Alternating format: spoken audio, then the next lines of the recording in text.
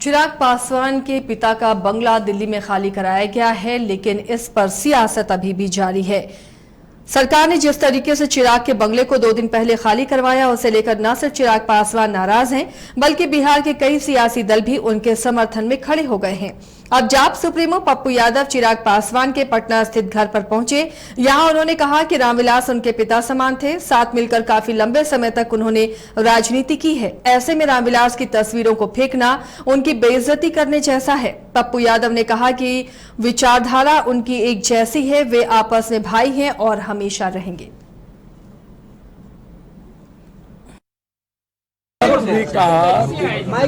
मेरा बहुत ही व्यक्तिगत और पारिवारिक रिलेशन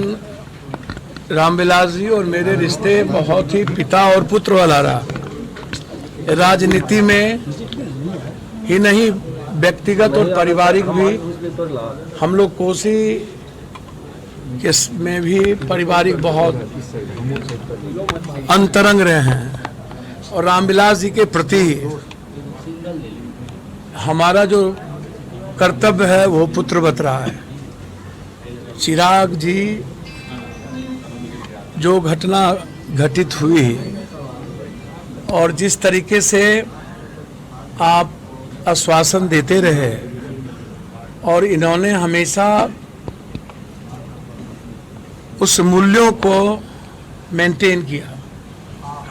कभी भी बीजेपी के खिलाफ,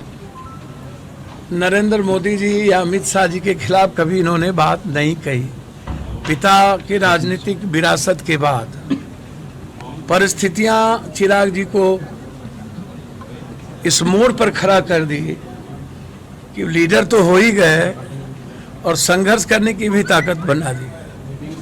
अब मुझे लगता है कि बीजेपी ने बाबा साहब अंबेडकर की तस्वीर और रामविलास जी की तस्वीर, जिस तरीके से आप पद्मश्री देते हो रामविलास जी को, और उसके बाद ऐसी कौन सी चीज़ें आ गई। आप तो आरएसएस से लेके सबको फ्री में घर दिए हुए हो, और कौन सा ऐसी आफत आ गई कि उस घर से वहाँ जगजीवन बाबू की स्मृति है, कई लोगों की स्मृति है। रामविलास जी जैसे शख्सियत, यदि मैं बात करूं बाबा साहब अंबेडकर के बाद जिन्होंने बड़ी मजबूती के साथ, काशीराम जी, रामविलास जी जिस तरीके से दलित मूवमेंट को पूरे देश और दुनिया में आगे बढ़ाया, और जब बात आती है समाज के सामाजिक न्याय की, तो उसमें रामविलास जी का जो कमिटमेंट रहा है और समाज के सभी वर्गों के प्रति जो रामविलास जी का रेस्पेक्ट है,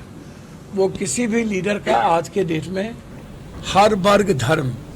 वो कोई जाति हो, शायद बिहार में